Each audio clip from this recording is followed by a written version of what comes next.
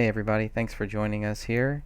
We have Sophia here who is going to, she's created this PowerPoint presentation and we're going to begin. Sophia, how are you?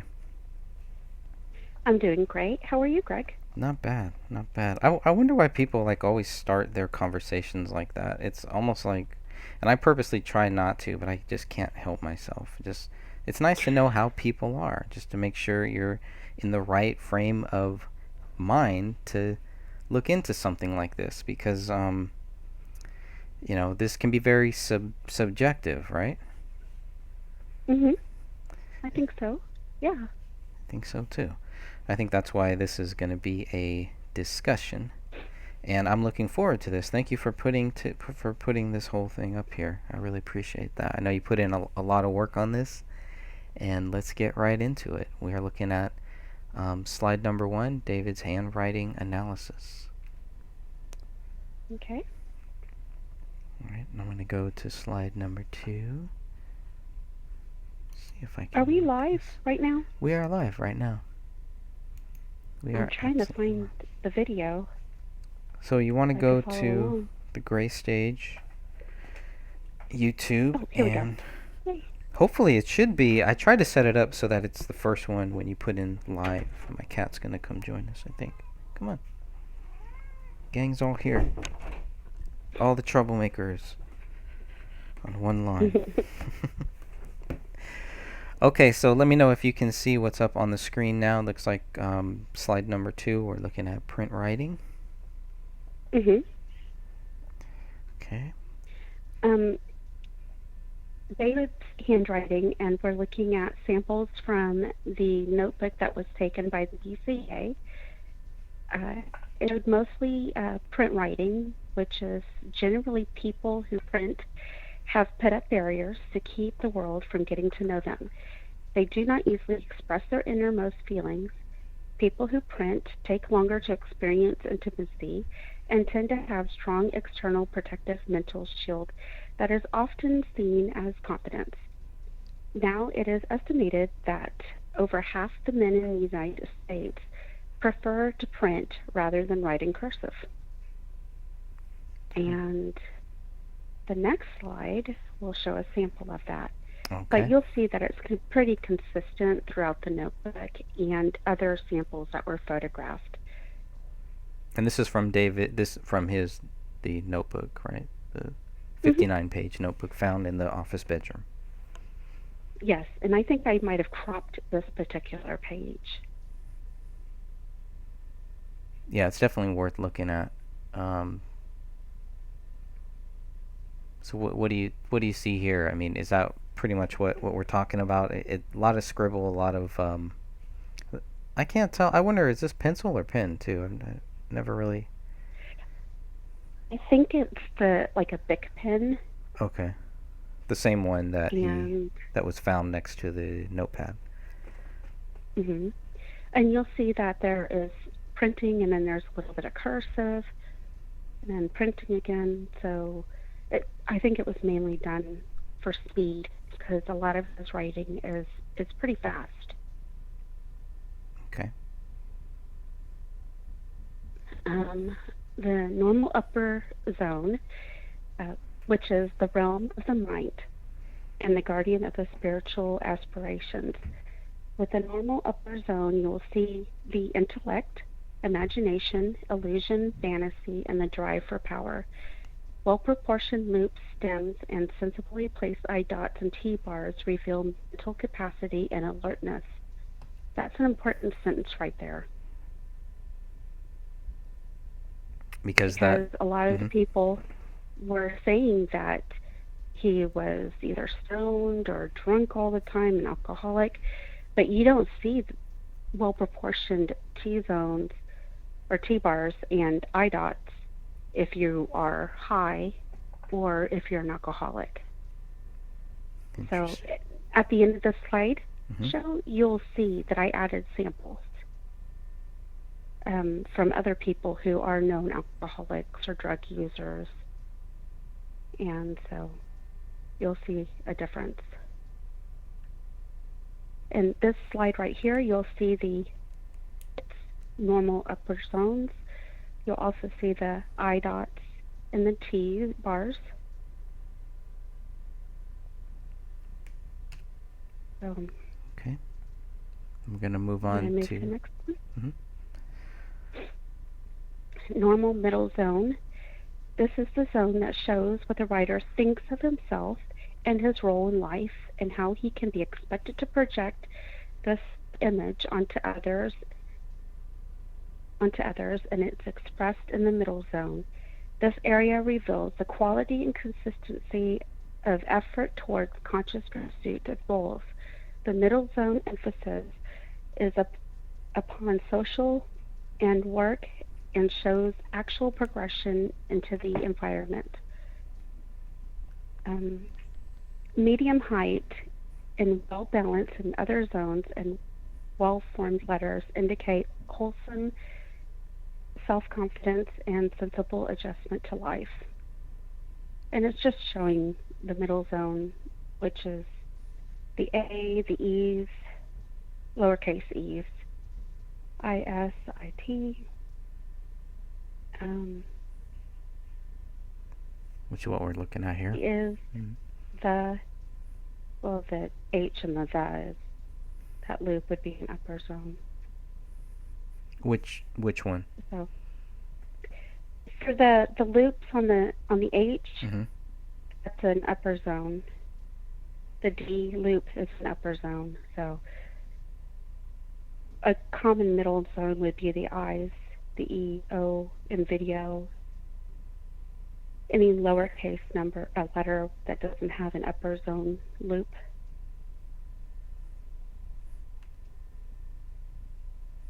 Okay.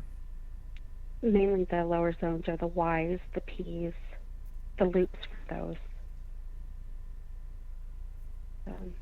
which we kind of cover in the next slide. Normal lower zone, the LZ, is below the level of consciousness. Inborn biological drives and instinctual urges for security and satisfaction, and material demands jostle here, with unacknowledged memories and experiences from the first hours of life.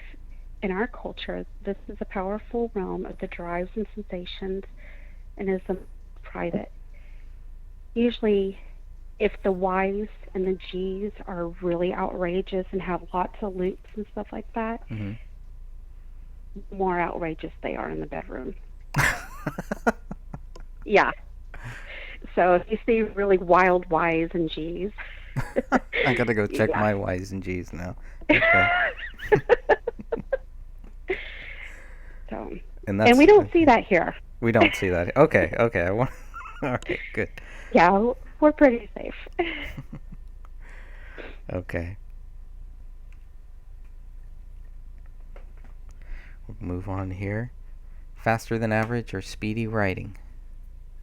Do you want to take this one? Sure. Faster than average or speedy writing has a smooth, flowing, and simplified look. The graphologist finds writing vital to understanding the writer's personality. It shows quick, mature, and intelligent simplification of letter forms. The natural, open individual will write with a time-saving simplicity with grace. Speed gives impetus to the individualization of letter forms as the writer unconsciously creates his own smooth shortcuts. Such forms can be highly original. Let's look at this. And it's just mainly for him, it was just partial cursive and print writing.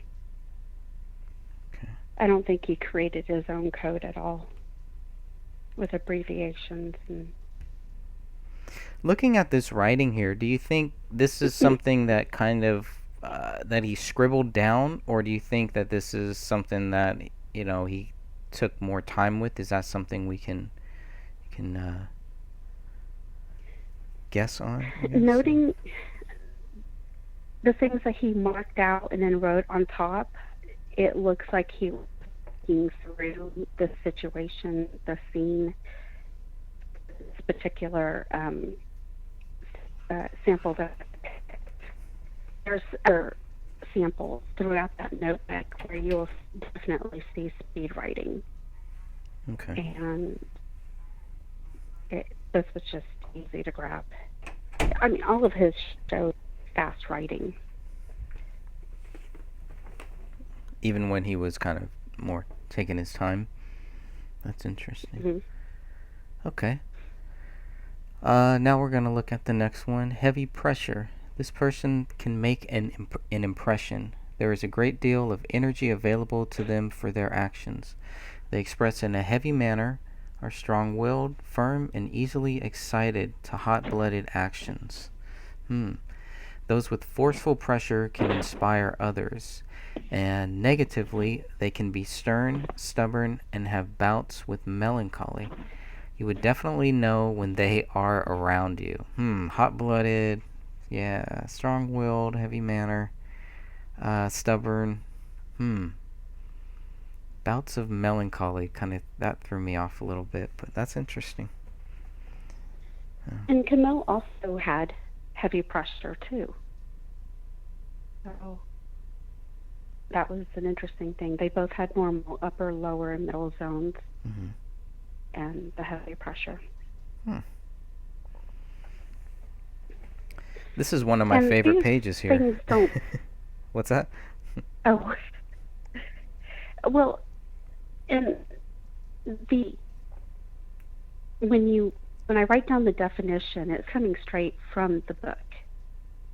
So this just covers the whole gambit for what they could be having. Right. It doesn't actually mean that this is them to a T. Gotcha. Yeah, that's important. That's important to note there. And so now we're on to the sample. Okay. Yeah. And look at that sample a lot. I think a good example of the heavy writing, or a good way to tell that he had heavy writing, was because the BCA had, in the lab results part of it, they were looking at the pages in between to see what was there, and I guess like the empty pages, to see if he had torn out things, and they could see the imprint from his writing on these other pages. That's weird. I'm glad that you brought that up, because it was only found on 2 pages, which I thought was kind of strange. You would think that it would be on a lot of other pages too, right? I mean, That it would be consistent.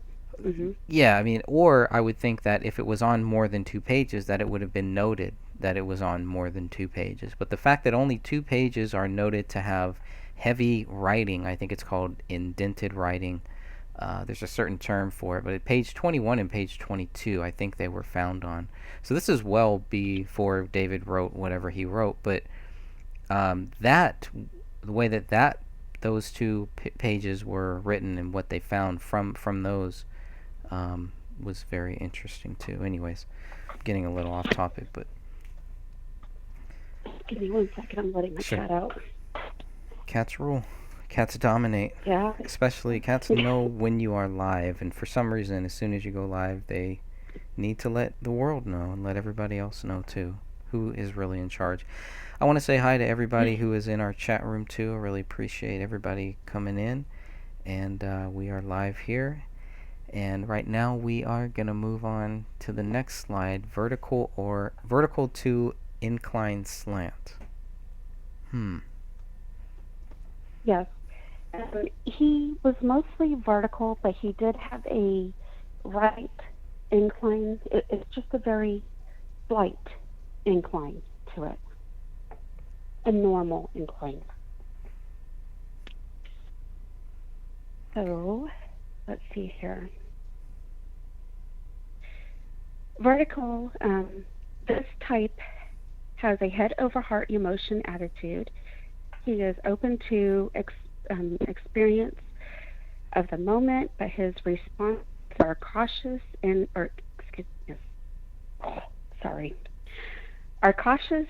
considered. Here, emotional expression is under control if it is lost. It is quickly regained. The Incline slant in his writing is considered a normal incline slant. The writer is normally sensitive and emotionally healthy, but modest responses. Hmm. Judgment and logic rule, uh, yet more sympathy and compassion are expressed here in the vertical slant. The range of expression is seldom over demonstrated. Yeah, some of this is kind of how David comes off. I mean, just on the very little that I've seen him, how he responds in videos, how he responds when he's asked questions, and just listening to him, not knowing him personally. This is one of the areas that kind of struck a, it really struck a chord with me as far as like, oh, okay, this really does sound like him. This really does sound more like his type of style. But let's uh, And let's it's really continue on. interesting because you sit there and you compare the documentary to his live stream, and what they're saying in the documentary doesn't line up with how he's acting in his live streams. How do you think he's acting in his live streams? Uh, just more compassionate, And you think in the documentary very he comes off as more crazy? what they say about him, Mm. the friends and family, Oh, I see. compared to how he really was in the live streams, Gotcha. Gotcha. in the clips that I guess the certain clips that they used. Okay, so which slide are we on? Okay, so Uh, now we're gonna move to let's see, we're looking at the pitch video here to angular strokes. okay, angular strokes that are stick figure strokes. I choose both cursive printing and print writing styles as samples from the notebook that can David's handwriting. Here he eliminates the lead preference with simple downstrokes. This is unless it's a D and sometimes either an H or an L. Most of his other strokes are just loopless, but all his D's have loops, lowercase D's. Um, Here he eliminates the loop and preference for the simple downstrokes. It is an abbreviated stroke and indicates efficiency. Emotions are kept under control and the writer chooses to act rather than react. He opts for directness approach, albeit with certain attitude of calculation. Qualities of maturity and independence are found in this writer as well as the ability to make quick decisions and eliminate unnecessary details. And we go to the pitch video where you'll see the D that does have a loop, but most of these do not. Most of his other letters do not. And those are angular strokes. Angular strokes. Interesting. I'm just gonna go back. Angular. Yeah. So it's like stick figure strokes. That was kind of a little interesting. It's an interesting way to say it, but Mm-hmm.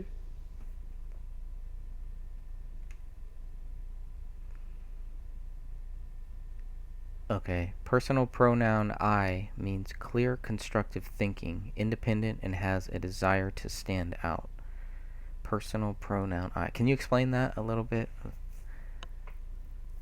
Well, as he uses the personal pronoun, which the sample was the only one that I could find where he uses the personal pronoun.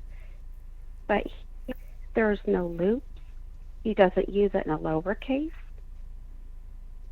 And so, let's see here. For the eyes here on this Mm-hmm. on the veterans. It's Hmm.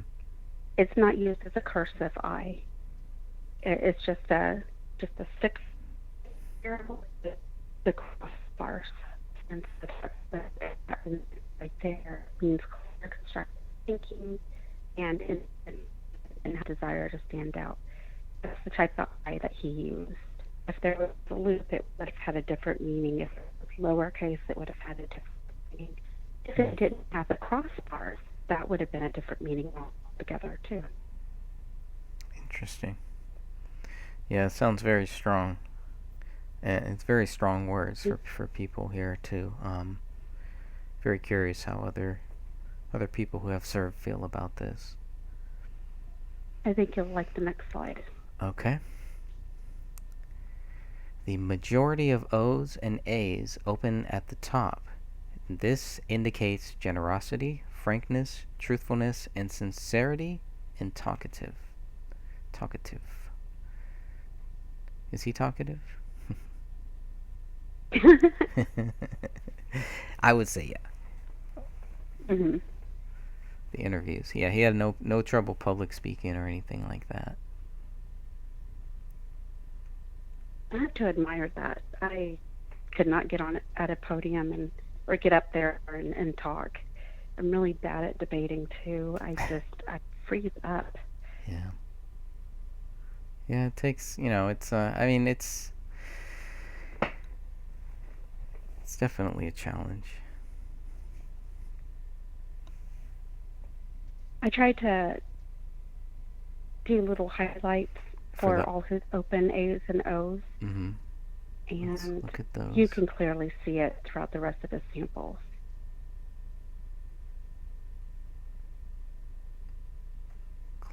Yeah, it's a lot. This page had a lot of meaning.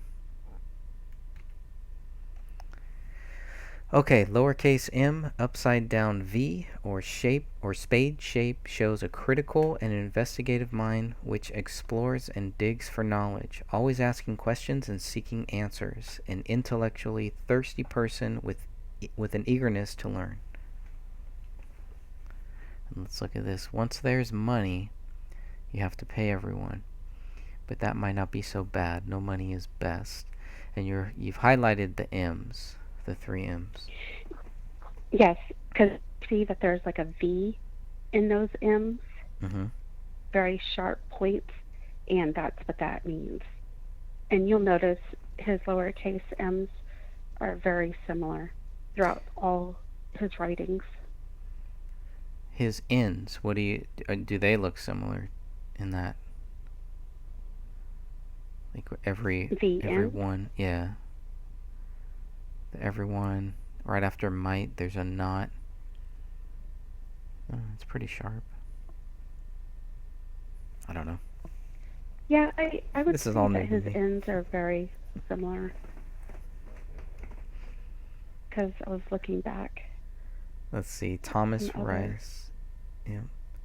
There's the M. Sean Wright. Oh, that's an N right there that you highlighted. That matches Adam Searle, Nate Sermal, Danny Mason,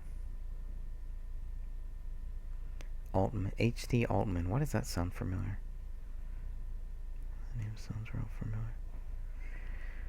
Okay, capital M, first hump high, shows social ambition can cause lack tact, i.e. poor taste. Really? Interesting. Or another way of putting it is like sarcasm, lack tact, sarcasm. I was going straight from the book on this one, so. And like again, he's very, very similar throughout all his writing samples with the M's, the captions. Yep. Because he misspelled Wilton when he was writing, I guess, notes for no, and he wrote Wilton instead, and it's very similar with the hump. Mm-hmm. So, okay. Let's see. Are we at the I dot? We are at the I dot.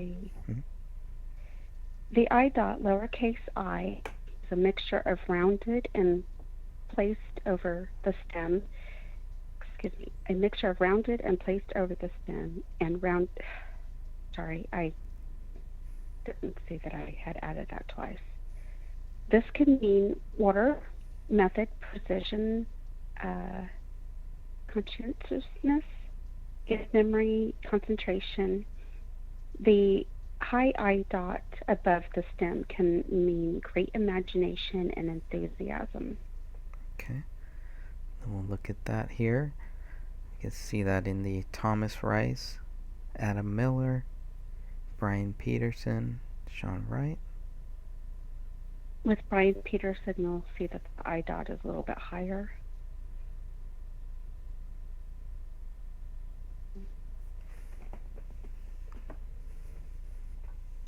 Even though I put a sample here, Mm-hmm. I look at all his writing overall. If something doesn't line up if I don't see it more than once or twice, I don't add it, because it could be just something that he was doing just today. And that's looking at all of his writings, as much writings as you have had access to, which is a lot, by the way. That is a lot. Yes. From the just all the photos that captured his handwriting and the notebook that they took into evidence. It was just easier to add the notebook part as samples because they were the clearest pictures. The T-bar. T-bar is one of my favorite ones here. T-bar is the average T-bar. T-bar is an average T-bar with a crossing, which can mean that he is healthy, balanced, calmness, self-control in thought, and in action. Most of David's T-bars will have a slight incline to the right. This is a positive and uplifting trait with optimism, enthusiasm, and ambition. Refer to, quote-unquote, submit to Allah. This can also mean sarcasm mixed with humor. That's interesting that you would say that, or that you would see that, or discuss that, or think about Considering that. that this was his supposed suicide note, you don't see any signs of depression. You don't see any signs of him in an altered state. If anything, he seemed excited, I guess would be the right, I don't know. Just, he seemed happy. If this was supposed to be the suicide note. But Open the Rise, the most recent version, it seemed like he was excited when he wrote this, only because of how his T-bars are and the way that they point up. That he was very optimistic, and I keep saying excited, but that's what you see for that type of T-bar. That's interesting. And that he was looking forward. Okay, sorry, I didn't interrupt you. No, it's okay. Because the lower T-bar in the other part seems different, right? That's been a big question. If these were both written by David, and what really sucks is that they probably could have figured that out, and hopefully we still can, but they never even bothered to.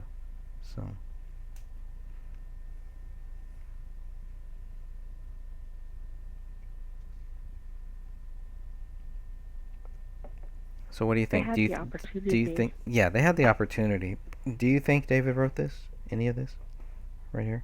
I think he wrote the Open the Rise, the most recent version, Submit to Alan or Ella, and I don't think that he wrote the Now. I mean, when you look at everything that David wrote on this notepad, this just seems out of place. Both of them. Whether he wrote it or not, it's almost like because investigators didn't take the time to find that out, that it wasn't that relevant to their case. Yeah. Even though it was open, the page was open. I don't know. And then where the blood stains are, I'm going to kind of move my cursor because in the black and white it is hard to tell. But here's some where some of the blood stains are. Here's where a few more are. So there's definitely fingerprints, and one of these whichever one they tested does turn out to be David's fingerprints. David's fingerprints are on this. That doesn't necessarily mean that he wrote this here. But it also doesn't mean that he didn't. So I'm trying to keep an open mind to whatever it is, but it just seems so out of place with everything else that he's writing. Who writes that to themselves here? It just doesn't line up to me. It doesn't add up. Now, was Mhm. the fingerprint in blood, or was it just a fingerprint on the paper? It was blood. Yeah. No, these are blood prints there. Okay. So those there, and on this same page, a little bit lower down, south of this page that we're looking at right now, there was blood there too. There was bloody fingerprints on multiple pages, but this is the only one that they matched to David. It's the only one that they tried, as far as I can see. I don't know. Maybe they did, and we don't have that because even though we do have all of the Apple Valley police documents, it's not. We don't necessarily have all of the BCA documents. I don't know. Maybe I'm wrong on that, but I haven't confirmed that we've gotten everything from the Minnesota, the BCA. What's your view on that? Um, could you repeat the word again? Do I you was reading do you think a we comment. do you think we've gotten everything? Yeah, and we'll go through the comments too if there's any there. Do you think we've gotten everything from the Minnesota BCA? Yeah, I'm fairly certain that we've gotten everything we're going to get. So if they would have tested more than one fingerprint, they would have included that in their documents. They Hmm. labeled one of these fingerprints and did that one test, and that was it. Even though there's blood on all of these other pages, this is the only one that they really needed to find match David. Yes, I really think that we are getting everything that we're going to get from, Let me ask you a especially because, hmm let me oh, ask you well, a hypothetical question before we move on here and look at some of the comments here. Thanks everybody for joining us too. Um,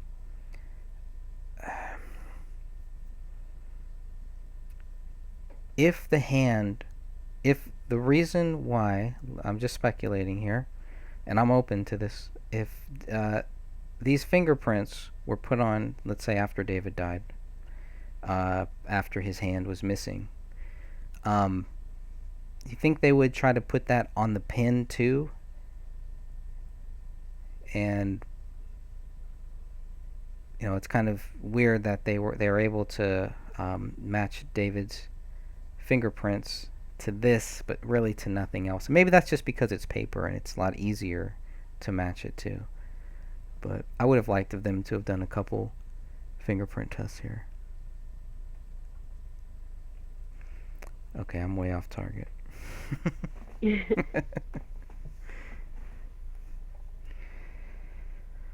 Let's see. Let's go into the comments here for a second.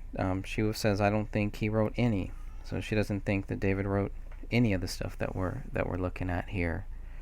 So I think she meant that she didn't believe that he wrote "Open the Rise" most recent version oh, part.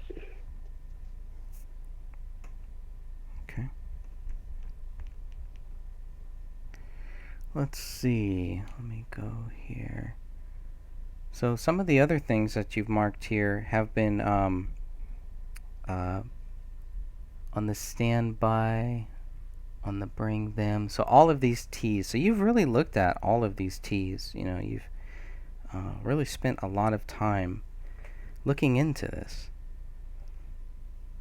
And I tried to mm, pit a lot of samples for everybody to see.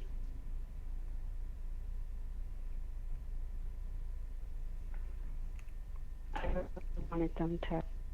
sorry, I think you cut out there a little bit. Sorry.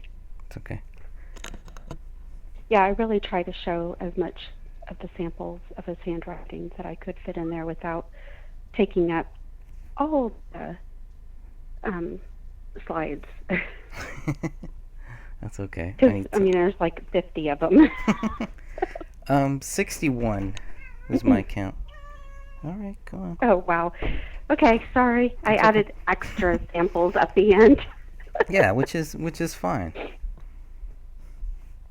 All right, so let's go. W's. W's are rounded at the baseline, meaning poetic and sensitive. Hmm. Let's see them. Let's see about that with Wayne Johnson. I thought that was Dwayne Johnson, but I don't think so. Okay. Oops. Sorry. All right, you're okay. You're fine. She's Is it dinner fine. time? No, she already ate. She's already been outside. She's just rambunctious for some reason. And okay, I can see in these W's. Little poetic guy. And you've highlighted contract here. Okay. I don't know Investor why that contract. one's in there. I'm sorry. Okay. But you'll see that also his V's have a little rounded tip, too. Yeah, like in So his DVDs. V's and VOD. Yeah. Rebellious K or the FUK. What is this? yes, Is this from what he wrote or something? yes. You'll see that his in the middle of a word, if there's a capital K, Mm-hmm. then that is like a rebellious K or the FUK. Both he and Camille had those. Interesting. Okay. And so here we go with a capital K. Suddenly, let me go back. It's suddenly written large or capitalized. He would not take any kind of BS from others. Nice. hmm And it's interesting that both he and Camille had it. So they would not take BS from each other. Those fights had to be epic. Long conversations. Okay. And, same in make, right? hmm Okay. Sandy Hook that's an interesting one because that one looks different than the kids, a little bit lower. hmm Yeah, his K is almost like a greater than sign. Oh, It's an extra K. I okay. always get those mixed up. It looks like. Okay, lowercase d loops. Writer can be sensitive to criticism, touchy, and vulnerable to both criticism and flattery. The bigger the loop, the more this applies. Huh. Sometimes you see some writers that have really wide and tall D loops, and most likely they are super duper sensitive. Almost all his D's loop on them, and you'll see that I went crazy with lighting. Yeah. Yeah, just on the one page here, which is again is a very important page here. This is these are serious things David's looking at and crossing off and check marking for some reason. Building 7. Even in the B-roll shot list that we're looking at here now, dancing cops. Doesn't, yeah. It's a very, you're right, his handwriting does kind of almost go like into almost like a cursive, like an anti-cursive hmm type thing or something.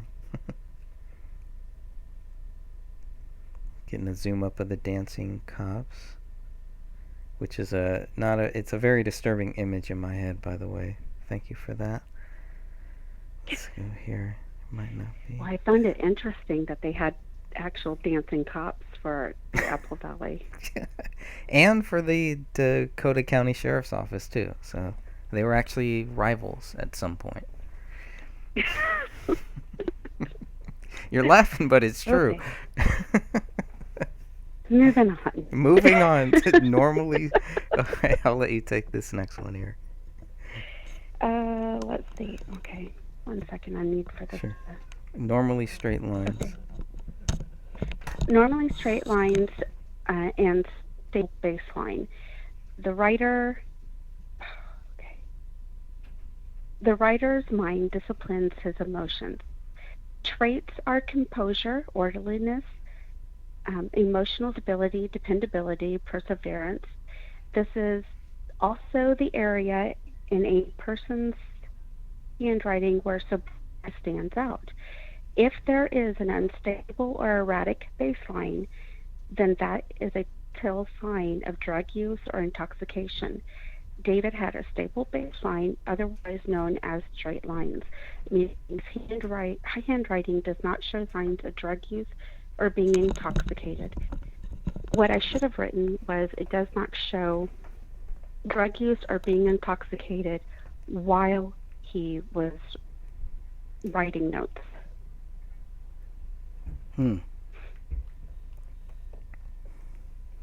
That's important too, because we know how he's been accused of all of these different things, drug use, yeah, intoxication, but not, the evidence is just not there, fellas. Okay. So here's a slide related to that. Once there's money, you have to pay everyone, but that might not be so bad. No money is best. Very wise. I'd have to agree. Let me tell you, at the end of the month, when I have to pay all the bills, I feel the same way that he does. Maybe he wrote that at the end of the month or something. Well, it's like you have money and you're so excited. It's like, yay, I got paid. And then a couple hours later, after you do all the bills, you're just like so depressed. That was fast. It's all over. Sample of an unstable, erratic baseline. Okay, tell us more about this image, because this is not David. No, it's not. What I did was I took samples from the books that the books that I looked at, and I also took samples off of the internet. And this person was suffering from alcoholism, and we'll see the unstable baseline there, where it just kind of curves, and then it's in a different language. It's moving like down. It's moving like from left to right and north to south, kind of. Well, this person was not only suffering from alcoholism, but they were suffering from depression. Oh boy. And so when you give a plain piece of paper to somebody who suffers from these symptoms, you will notice that their handwriting goes at a downward slant. That's kind of weird that the my kind of starts, it's all capital, like my. It's like it's me, it's very self-centered, but I don't know anything about this stuff. But it's very, I don't know, I find handwriting and talks about this, which is just what we're doing. We're just talking about it. It's very fascinating to me. This is Grover Cleveland's handwriting, and he actually did suffer from alcoholism. And you will see that it's better than my handwriting, for sure. Let me figure out why I picked it. Well, not only that he suffered from alcoholism, but it was an interesting sample. You'll see that I do not like this PowerPoint on my phone. Oh yeah, PowerPoint on the phone looks a lot different. Yeah, unfortunately. I have to push it and then my phone just freaks out. Yep, Grover Cleveland, the 22nd U.S. president, in case anybody didn't know there. I don't really know that much about him. I had to look him. Well, I looked up him so that I could find out if it was true about his handwriting and that he really was an alcoholic. I tried to double check all the sources. That's interesting. I mean, And what does he write about it? Does he talk about his handwriting, or is this just kind of no, it was just a sample that the just a book sample? used for Interesting. them. Now, the next one I think you'll find is interesting. This Okay. person, mm, He, sorry, okay, the handwriting of a she, woman experiencing increased psychological stress and inner unrest.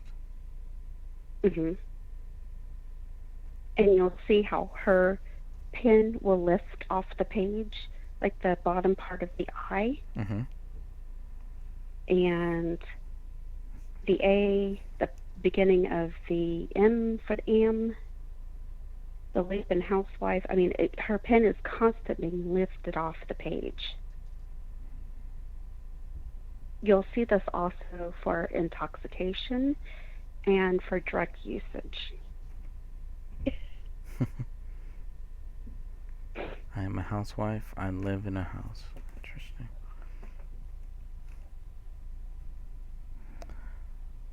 Okay, here is a sample handwriting from a woman suffering from depression. Oh, now we're getting into it. Any of this match, David? No. You'll also notice that this baseline slants downwards to the right. You don't see that in any of his handwriting samples. Even though he uses it on a lined paper, you still don't see it. You don't see that decrease in size of the letters, nothing like that.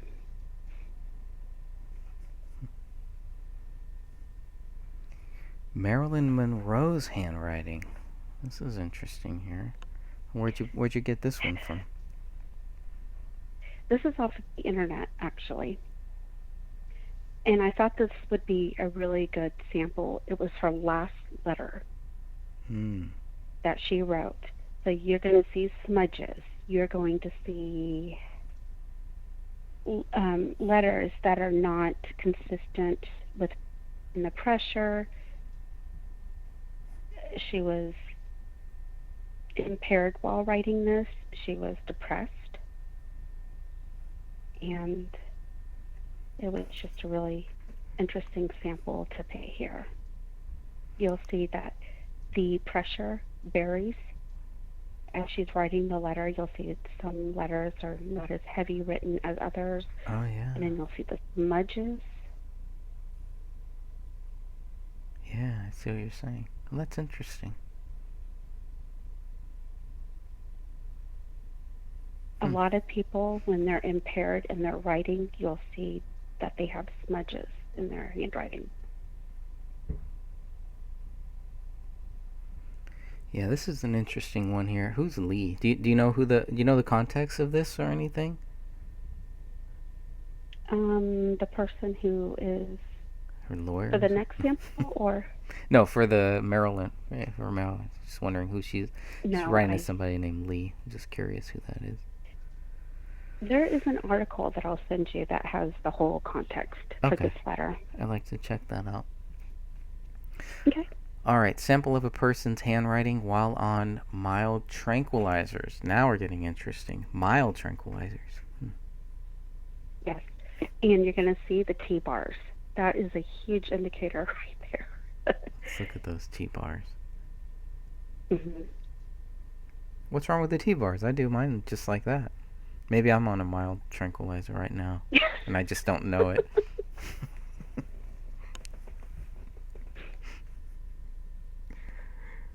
The reason why I put this in here was because of them saying that he was either on pot, mushrooms, and I've never taken either, so I don't know if it's like a mild tranquilizer or if it's a heavy tranquilizer like Thorazine, who knows? But I just was trying to cover all the bases here. Right. Yeah, break it all down. Give people something to think about, something to look at. Okay, And the next one, sample of a person's handwriting while on major tranquilizers. Okay, this is more like my handwriting for sure here. Yeah.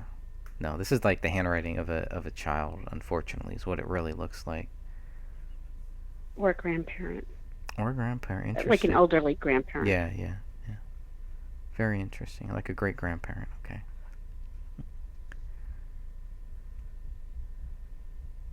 Yeah, that is disturbing.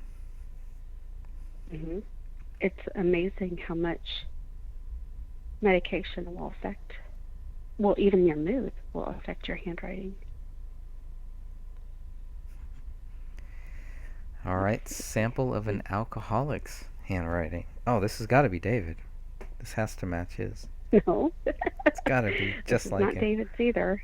Oh, You're going darn. to see the unstable baseline, how it's wavy. It Mm-hmm. goes in or up and down and up and down. Oh, yeah. This is taken straight from the book that I was using.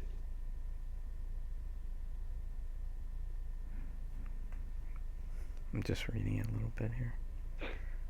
Huh. Remind me never to give you any of my handwriting, okay? Just Well, throwing that that was out the there. interesting thing is that I started looking at other people that were around me and their handwriting. My daughter was signing a contract the other day, and I was like, "Oh, you got the FUK in there." That is not a surprise. And then here is another sample of an alcoholic. More of a cursive writing alcoholic, maybe. You'll notice the T bars; they go down, down. Almost every single one Ah, yeah, look at goes. that. Especially this one right here. They're really into this sentence. Boom.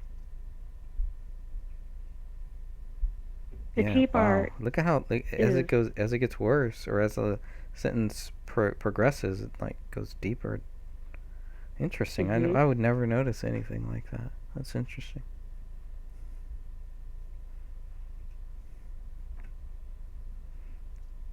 And that the T bar when it goes down like that, that is low self-esteem, poor self-image, depression, all of that. So Well, Pansy says hers goes up. So what does that mean? If the T bars were going up here, what would that tell us? Any idea? enthusiasm, looking forward to the future. Ah, okay. Something to look forward to. It's a good thing if your T bar. I'm gonna make sure all of mine go up from now on, There just you in go. case. This is Elvis Presley's handwriting, Wow. and this signature is from an earlier time compared to near the end, where you can see that he was. You can see that for the 1977 signature, Mhm. the E is not complete at the top, where his pen keeps leaving the paper. The A's, I mean, you'll That's see sad. lots of breaking. Ugh. It really is. That's really sad. Yep. Knowing everything we know about that and what he was on at the end. Hmm. Uh, hmm. So you don't see any of that in David's handwriting. No, no, you know, No, none nothing. at all. I mean, you don't see any breaking in his handwriting. It's all very consistent, smooth. You don't see any of that. How far back with the handwriting have you looked at? I mean, obviously you've looked at the Wells Fargo records, the public records that we were Hmm. all given. So his handwriting, from what you've looked at, can go all the way back to when he signed his first uh, bank receipt thing, which I think he was probably He's a maybe. teenager Was at he that really? time. I think he was. He might have been younger if I remember correctly. I could be wrong, but I He have was to go pretty back and young. look at the date. But the first one that he ever signed, I thought he was like younger, maybe 12 or so, but I don't know. I'll have to go back and check that out. He was pretty young at that time. Virginia And his, Woolf. Go ahead. hmm Finish that thought. oh, his handwriting had matured. drastically Yeah, I would when hope he gets so. fined. Yeah. So it was, yeah, there was some chicken scratch going on there, but it's all different now too. Now that everybody's just typing, I wonder, all these people that are growing up just typing away and never writing on paper, their handwriting must be horrible just based on that. Is there any way that you can enlarge for people to see? Let me see if I can The make this one There's a bigger. reason. I mean, it's a suicide note that was written, but there are certain things in here that I wanted the audience to see. Let me see. I might need to open this one up separately here. Let me see if I can enlarge this. Whoops, too big. Okay. Okay. Have it enlarged right now. I know That's they're. awesome. Mm-hmm. Thank you. Okay. If you scroll down to Mm-hmm. about half of the page or the middle, you're going to see the smudges. It's very, very clear in here. And For some reason it won't let me go. Let's see. Ah, that sucks. See if I can open this up. well, you're right there. Is it? Okay. Let me see. Mm-hmm. It's just weird that I can't go. How about there? Let me know if that's too far. That should be fine. Yeah, that's great. Okay. Awesome. And see this. Say it again. Your phone cut out a little bit. You'll see the smudge Oh, the in smudge. there. Okay. Mm-hmm. There's a couple of them. Yeah, Now, see I one couldn't get the here. actual story. Here. All I know is that this was her suicide letter. I don't know if she was impaired or not when she wrote this, but I was including it as a sample for a suicide note. Sometimes there's smudges from tears and stuff. I'm not sure that this was the case, but Well, that's the other thing about these suicides is a lot of these cases that we're looking at is they don't really take their families with them, as far as what I've seen too. It's like there are some cases, but it's kind of usually when somebody is leaving someone else or something. But it just seemed very different to me. Let me go back here. now this next one is kind of sad because it's a sample of a suicide note, but it's a teenager who wrote it. Okay. I picked this sample because it is a classic. It has classic signs of depression, um, with the slanting downwards. You'll notice the T bars are super long. This person who wrote it, they were very drunk when they wrote it. I'm not saying that because that's what I assume. Mm-hmm. That is what the website told me Okay. for the backstory. Oops.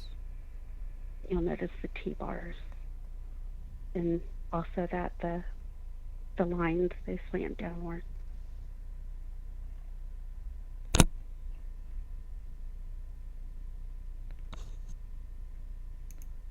Trying to see if I can make this. There we go. Zoom doesn't work here. That's Firefox. Let's see. It's probably as big as I can make it there. Yeah, it just makes everything else bigger. Okay, and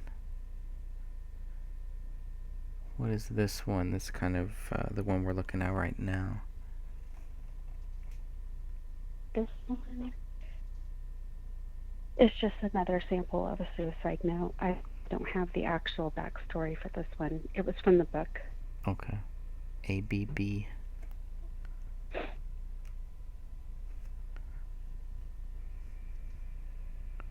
think that's the last one. Yeah, that's the last one there. Hmm. Very interesting.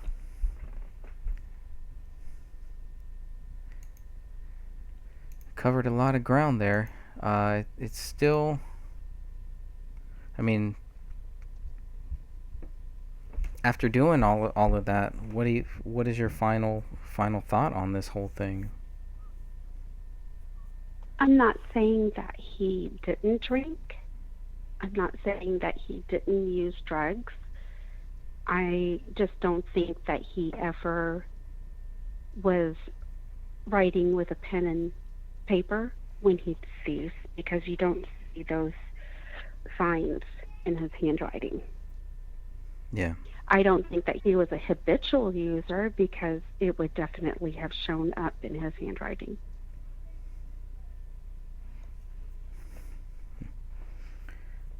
Why do you think that I the don't handwriting wasn't that there in the investigation? Why do you think there wasn't more put into the handwriting? I mean, it kind of sounds like you've done more, you've looked at it more than the investigators have, which is kind of sad if that's true. I hope it's not true, but based on the documents that we've seen, not too many people looked at the handwriting. They didn't examine it, but yet it's still tied to David somehow. Magic fairy I dust. my personal opinion, I think that they were looking for him planning the murder suicides, Hmm. or the suicide murder thing. I think that they were looking for that. I think that they were looking for an actual suicide note, and that is why they were looking at other pages and imprints on the blank pages. Hmm. But nothing showed him planning it, because he didn't do it. What other conclusion could you come to? It's been the big question here. You know, I honestly do not think that he wrote that submit to Allah, if that's what it actually is saying. I don't think he wrote it when he was supposedly cracking up. It doesn't line up with a person who's cracking up. And that is why I included these other samples, to show that the different levels of people who were unstable, or who were drunk, or using drugs at the time, you'll see that their handwriting is significantly different. David's was pretty consistent throughout the notebook. The only thing that wasn't consistent was the now. And I don't know. I mean, I don't know why the police didn't look further into it.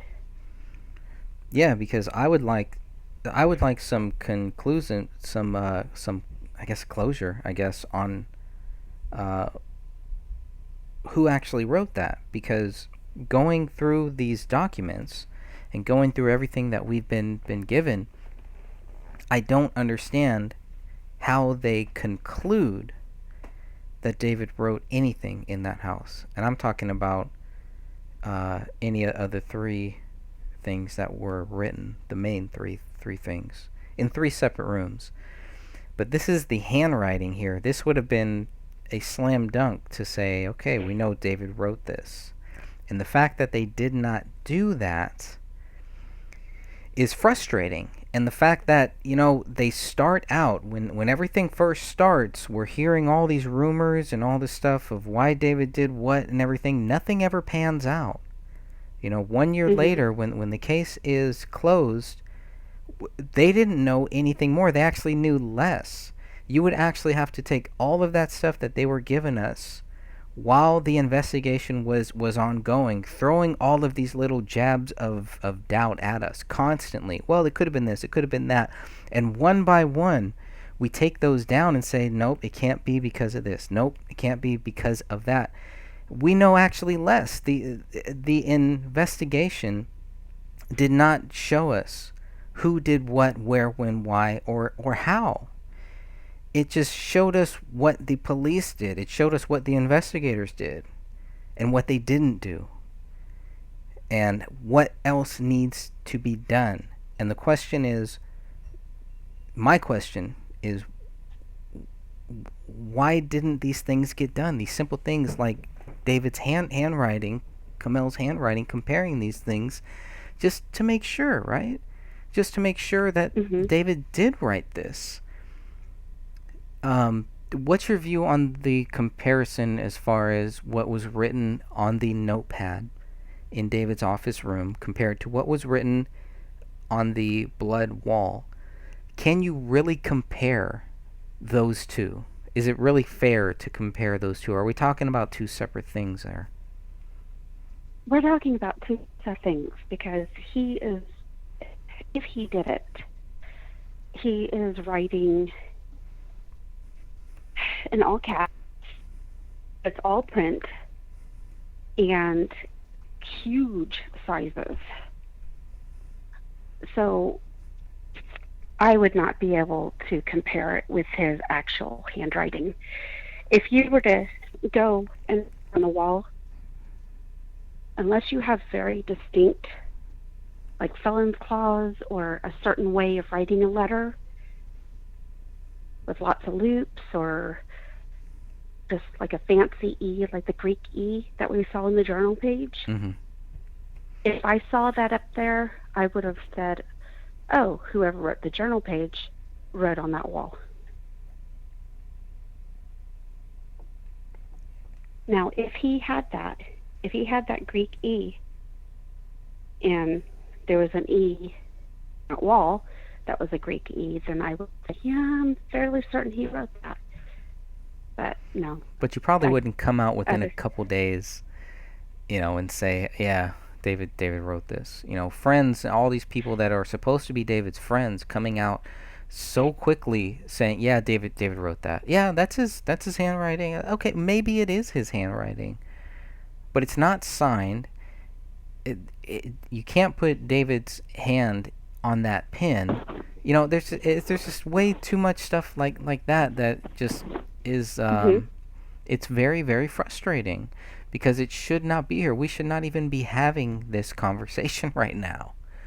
We should be talking about wrestling, or we should be talking about something else. But it's very, very frustrating, and it is Monday morning quarterbacking. On my part, it is like, well, woulda, shoulda, coulda. Yeah, that's all true though.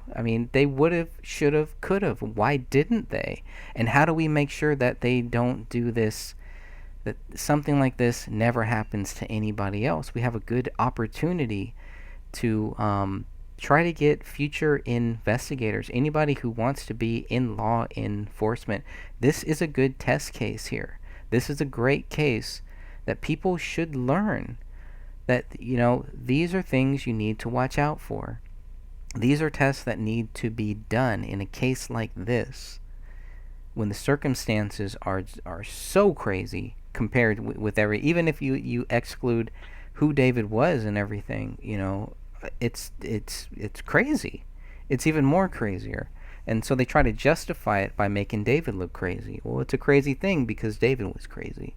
Well, he wrote 3 places here because he was nuts, because he snapped.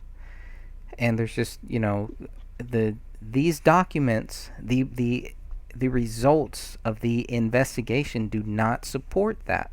They do not support that David Crowley is guilty. And we're going to keep saying that because people need to understand that. The investigators understand that. There's a lot of people that get that. They understand that. But they still want to continue on like David Crowley is guilty. And that's just not true. Well, that David supposedly wrote this But that um, WordPress one, I will always love you. Are we certain that he wrote that? No, no, no. How could you ever Because, prove that? And why would you assume that so early on? Go ahead. well, wrote a photo that she supposedly left in the car Say it again. for Sidra. What did she write on the back of the photo that she supposedly left in the car for Sidra? Something like I will always love you and mom, but it didn't have the dad Hmm. involved in it. I just find it interesting that they left that WordPress note to David. That it's similar. Hmm. And the wall, did that have only Camille's DNA, or was David's DNA also found in that? There's none of David's DNA on that wall. But again, I mean, they didn't even do a lot of those tests that they, you know, Hmm. they had two samples and they only tested one of them. So I don't know. I don't understand that either. But I that's really just the way wish they that do they things. would have ran all the samples.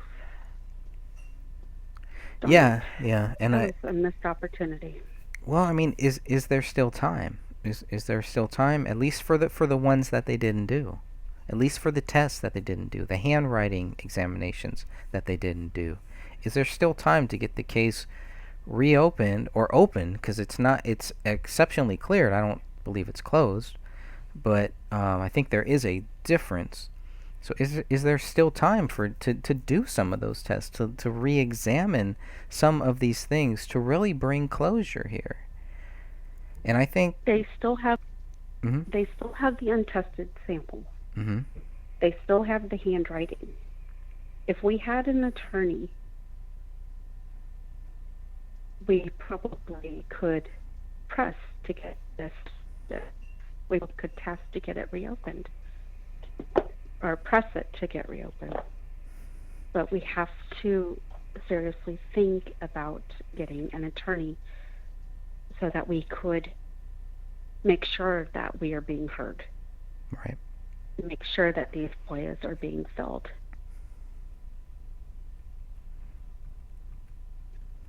Okay. I mean, that's my opinion on that. I was really hoping that the private investigator would have found something new. But legally, I think maybe it's time to hire me, To hire. an attorney to help us, or Mhm. even find one that can help us pro bono. Yep. I would agree. I think it is time. And I know it's something that some of us have been praying on, and I'm gonna ask people to keep praying about that, and um, whatever we can do to help get justice for this family, for this case, and to make sure that something like this does not happen again. For whatever reason, there are thousands of people out there across this world, across the whole planet, not the country, but the whole world, that are invested in this case, that want to see justice, that are very concerned that something like this could happen to them or someone that they love, someone that has served. And Yeah. it's tough. I really would stress that these videos are not for us just to hear ourselves talk. We're Right. here knocking out all the official narrative theories. For instance, that David was an alcoholic or depressed or snapped, that kind of thing. Well, his handwriting doesn't show that. His live streams don't show that. So where is it coming from? That's a great question. Where is it coming from? it's not coming from a good source. It's not coming from a truthful source because it's not true. And it's not coming from the police, or they would have wrote it in their summaries. Right. That would have been something that would have been relevant. And I think in Tom Leiden's, right, the news report that Tom Leiden did, everybody needs to go and look at that. It's if if you thought the slobumentary was bad, this Hmm. is this is this is worse. You know, this is like, whoa, okay, yeah, there's way more to this story. These people set out to basically try to convince you that David Crowley is guilty. These are the two biggest sources here. This and maybe Alec Wilkinson's just garbage, his garbage that he wrote. But it's all in the same thing. And all three of these three things, all of these three people who have done these ridiculous reports, um, it has only helped people see why there is more to this. Because they're not giving you the answers. They're not giving you closure. They're putting doubt. They're casting doubt, and they are going after David Crowley, and I don't understand why. I really don't. They're slandering a person who cannot defend themselves. Why? I mean, what do they gain? What do they really Well, gain? why did ABC fake that Syria footage? Or why do they put out news stories that are debunked within hours? Why do they do any of that? Yeah. It's sad that there are people out there who take the news at face value. And unfortunately, these days, do your own research, because the news is not, unfortunately. Yeah. Yeah, but they know that people And don't have time for that. You know, they don't have time to really look deep into this. They're trusting in people like Tom Leiden. They're trusting in people like that to tell them the truth, to let them come to their own conclusion based on facts. And that's why we've been so focused on just giving people facts, just showing what the facts are. It never about mhm. showing, what, this is why you should think this. And I would encourage people to stay away from people that try to do that to you, that try to tell you what you should think or why you should think it. If somebody can't give you the facts, the documents, the research, the quotes, all of that, if they have to, tell you what those quotes and research and everything says, I mean, you can't blame them. You got to blame yourself for just not taking that time to look into this. And if you're going to do that, if you're going to be lazy and just believe what certain people say, including us, if you're not going to go and do your own research, um, people are going to try to fool you. They're going to try to trick you into believing what they think is truth so that it makes them feel better about what they think. And Oh, I can don't find this take my article. word for it. I had 3 different books that I was following and researching to do this handwriting. Anybody could go out and purchase handwriting or graphology books and do their own comparison. I welcome that. Or if you just take these words and they say, hey, David's guilty, I have the proof, and I'm not going to show it to you because it's to the family. Don't take their word for it. You ask for that proof.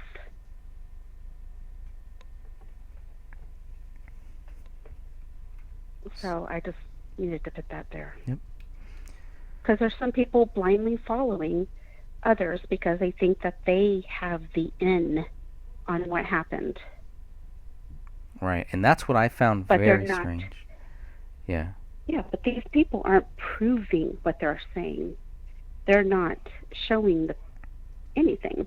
There's nothing new. Now, if they actually showed stuff to back up what they were saying, then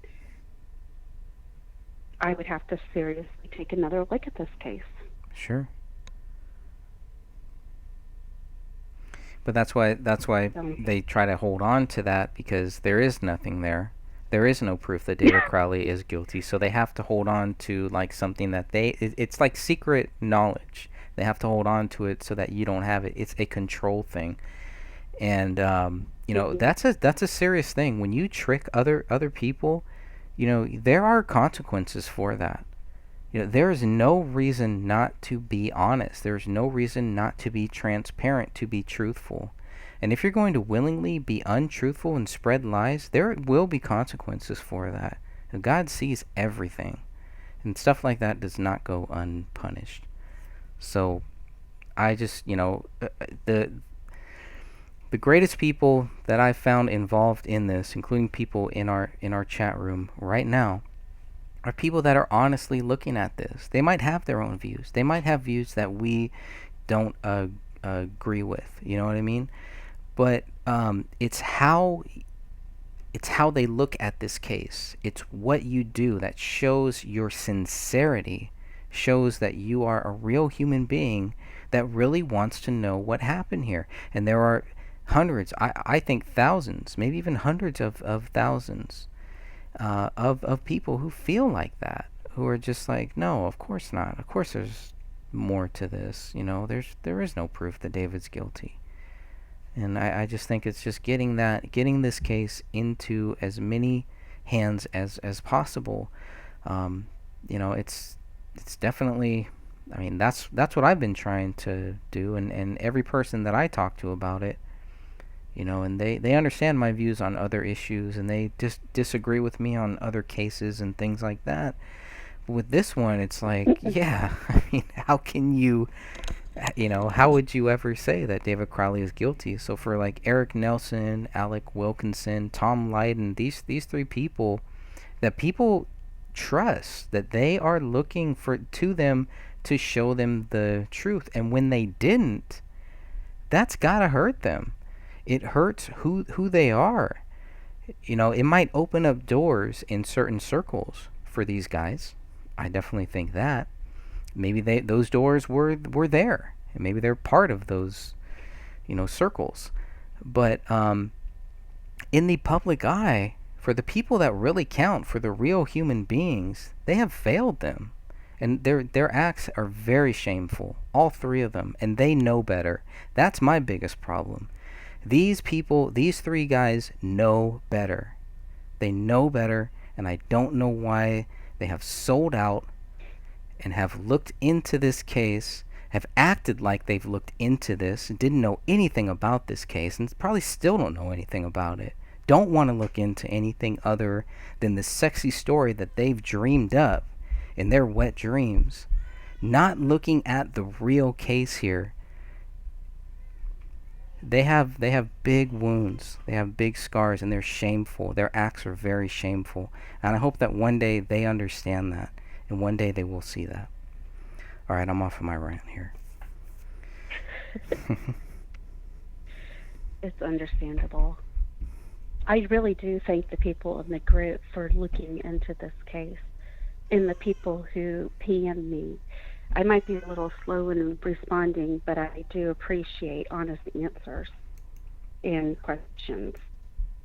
People who are coming and want to bounce ideas off. I appreciate that. Thank you. Okay. Well, I think we've kind of wrapped this up. Unless you have anything else to add here, let's go ahead and shut this down. Okay. Thank you for joining us tonight. All right, good peeps. Until we meet again, check back soon. There are some updates that I hope will be coming out soon. So we'll keep you posted with that. And I hope to come back here and do another live show, a live conference call very soon in the near future. Until then, thank you all for joining.